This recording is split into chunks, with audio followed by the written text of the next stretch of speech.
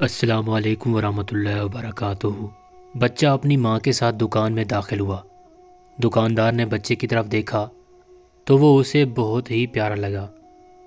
دکاندار نے ٹافیوں والا ڈبہ اٹھایا اور کھول کر بچے کے سامنے کر دیا۔ بچے نے سوالیہ نظروں سے دکاندار کی طرف دیکھا تو دکاندار نے کہا، بیٹا آپ اس میں سے ٹافیاں لے لو۔ بچے نے انکار کر دیا۔ دکاندار نے اصرار کیا لیکن بچہ نہ مانا۔ دکاندار نے بچے کی ماں کی طرف دیکھا۔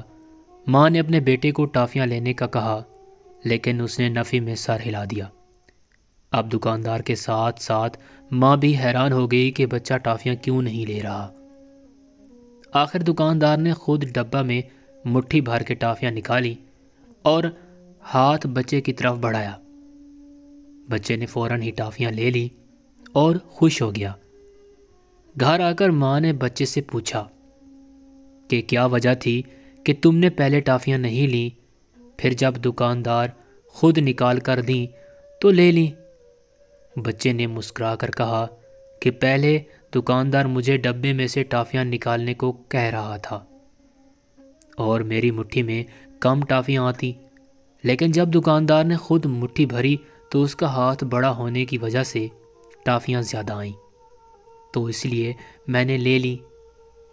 حاصل کلام یہ ہے کہ جب ہم اللہ سے کچھ مانگتے ہیں تو اپنی سوچ کے مطابق مانگتے ہیں، لیکن اللہ ہمیں اپنی شان کے مطابق عطا فرماتا ہے، تو کیوں نہ ہم اللہ سے اس کی شان کے مطابق مانگا کریں۔ اس کے خزانوں میں نہ ہی کوئی کمی ہے اور نہ کبھی کمی آئے گی۔